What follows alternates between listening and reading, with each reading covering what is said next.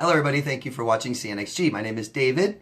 This is a video that I've had lots of requests for. I've done a video on daughters of narcissistic mothers. I've done a video on daughters of narcissistic fathers. And I've done a video on sons of narcissistic mothers. So the last one left is sons of narcissistic fathers. Pretty common, being that more men are narcissists, right? But I think what's important here is how many fathers are emotionally unavailable. You know, it's sad. It really is sad. And I think, I know myself has done this a long time ago, and I think a lot of other people do think that like the father really doesn't have to really provide many needs for the child, really. It's like physical needs, and the mom provides emotional needs. And let me tell you, couldn't be further from the truth. Because children attach themselves to their caretakers, doesn't matter who they are, they're caretakers that provide emotional needs. It's that simple. Okay? So, and it's very important to have two. They have different roles. Father, in the beginning, even if the father's emotionally absent, so often, the father really fits that role right in the beginning. Even a narcissist will be happy, might be happy for the new marriage and then the new child, and they might act loving and stuff and provide comfort and things like this. The child attaches to the father. Okay? The child attaches to the father. It's very important. And within 1 month, a baby can distinguish a father's voice from strangers. Within 1 month. That's pretty amazing. So they really do attach to the father, no matter what.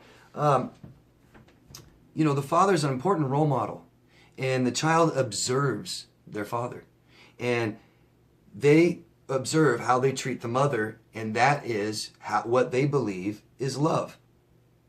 Watching their parents interact is what they believe is love. So when the father gives no affection to the mother, it's very common that the son will grow up like that and not give much affection or show much affection, and believe that that is love. And that becomes problematic, If you didn't really get any affection from your father and you think that's love, and here you are in a relationship with somebody that is disordered and doesn't love you, it's pretty easy to accept these kinds of things, and the things that follow.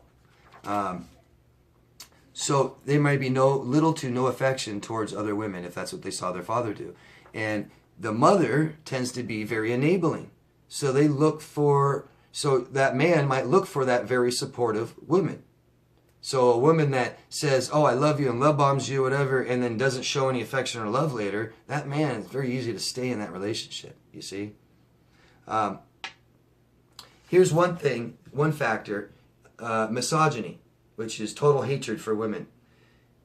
Men do this, yes, because of their mother and because of their father. It's a dynamic that can really work together to make that man a misogynist. The mother is the provider that makes you safe and secure. So the mother is the protector, because you and the mother were one person, right? And you've separated, and now that's who makes you feel safe and secure, is the mother. So if the father is physically or sexually abusing the child, the son, I'm only talking about this right now. The son understands that the father's abusing him, but the son looks to the mother to provide safety and security. So if the child, that you can't get more unsafe and insecure than when someone's abusing you physically and sexually. So if the father is doing that, almost always that child ends up being misogynist and hates women because the mother didn't make him feel safe and secure. I find that interesting. It's just so common. It's so common for misogynistic men and like psychopathic murders, stuff like that, where you would think the mother is the one that abused him because he's murdered 30 women in a nasty, distinguished way. But matter of fact, it turns out that usually it's the father that abused the son. And the knowledge that the mother knew about it is why they hate her. But it even goes further, that even if the mother didn't know, the child knows the mom didn't know about it, but you didn't keep me safe. So it's common for that man to also grow up being a misogynist. It's a bad recipe to really continue this cycle. If you have a misogynistic, abusive husband, emotionally absent husband, that child connects, that child sees the abuse towards the mother or neglect, and that's how he is. He likes the women that is enabling to the father. He wants to be that father. Okay? Lots of dynamics going on. Another aspect of a narcissistic father to a son, this is very common, is they're envious. So narcissists are envious. I've made a video saying that's their total motive. It is. It's their motive. They're envious. They can't provide a lot of things for themselves. They can't do a lot of things for themselves. They are massive shame-based, so they feel like bad people, inadequate, all these things. So when they see someone that is successful, things like that, they are envious. I want that. I can't do that for myself. I want that. I'm going to take him and just take it from him and destroy him for that. Lots of fathers are envious of their son. Okay? Lots. And it can start in childhood. You know, if that father was never accepted and didn't have girlfriends or friends, and here you are, you know, way happy, way good at sports, good at school, got pretty girlfriends and friends and everything, he'll be envious. He'll try to destroy you for that crap, okay? The father's role is to guide that child and give attention and be very involved in the child's life and what they're doing and guide them. Okay? That's the father's role. So if the father doesn't give them attention, isn't around, doesn't guide them, not involved, there's just all kinds of things that son can grow up experiencing. You know? Low self-worth, low self-esteem, all these things. Okay? And a lot of these children end up getting bullied and date abusers.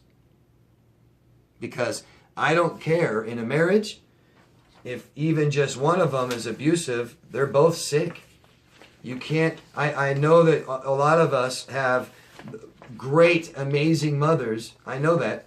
And it was the father that was abusive, but you have to understand that the mom can't provide that child what it needs. There's a problem. That child's going to have a problem. Mom can't overcompensate for all that stuff.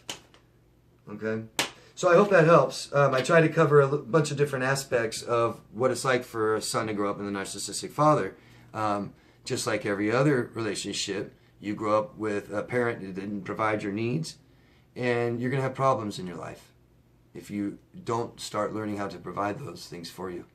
You know, and talk about this stuff and close these chapters, this abuse and trauma and things like this. Okay? Hope that helps, everyone. Like always, any questions you have, go down below and ask me, okay? And I'll answer any and all questions you have. And always love yourself first. Thank you. Bye-bye.